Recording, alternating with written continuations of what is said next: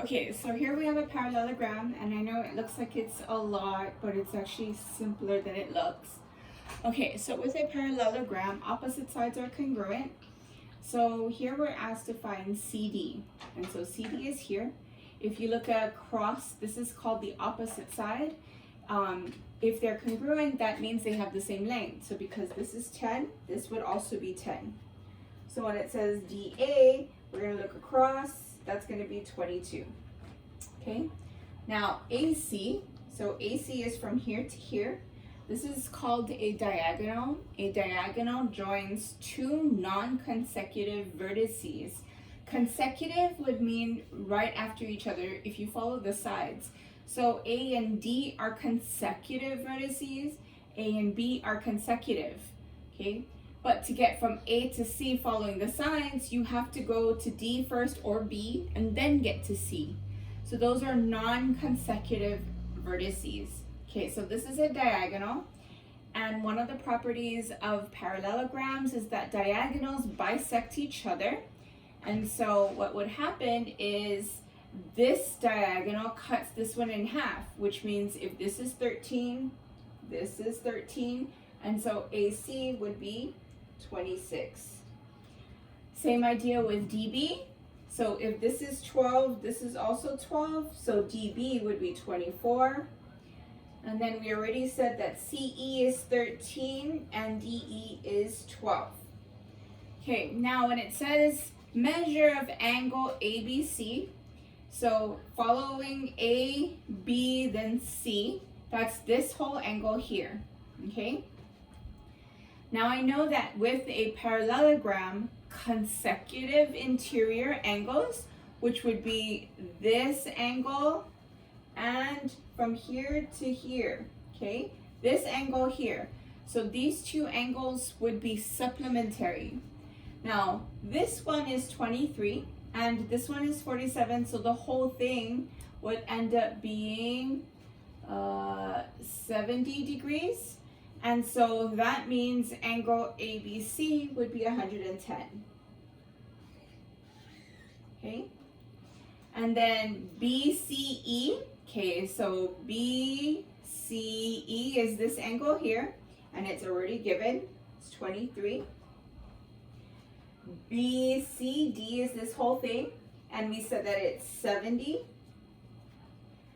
ADC, now opposite angles, so ADC is opposite from ABC, okay? These are considered to be opposite angles.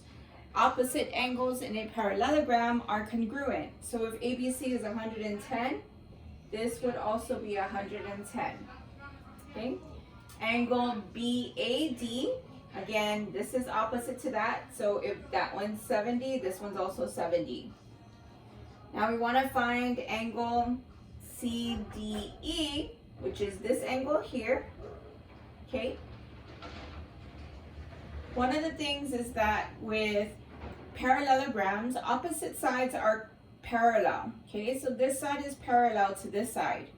If you consider these to be parallel and this to be a transversal, this angle and that angle, so we're looking at this angle and this angle, those form alternate interior angles. And so with alternate interior angles, they are congruent, which would mean that this angle here is also going to be 72 degrees. Okay, angle EDA, so EDA, same idea. Here's your parallel sides, your transversal, okay? And so we don't have these two yet, but we know that this one and this one would be 23.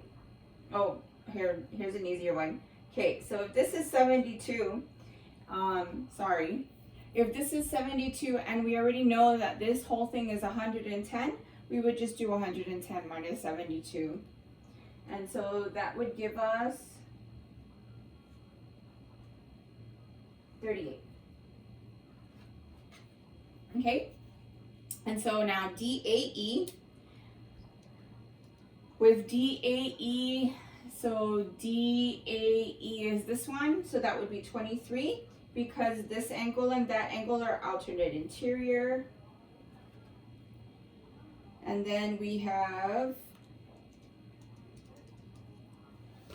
angle EAB. So angle EAB is this angle here, okay? And that should be 47.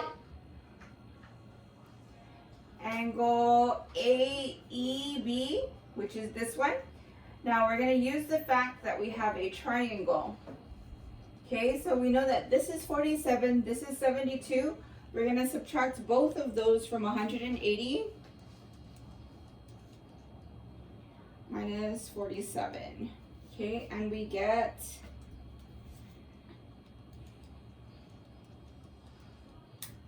61. Okay, so this would be 61 degrees. Angle BEC, that's this angle here. Now notice that these two form a linear pair. So if I do 180 minus 61, I'll get 119. Okay, and then we have CED, which is this angle here. So these two are opposites, they would have the same measure. So it's also going to be 61. And angle DEA, this one and this one have the same measure because they're vertical, so that means this would be 119.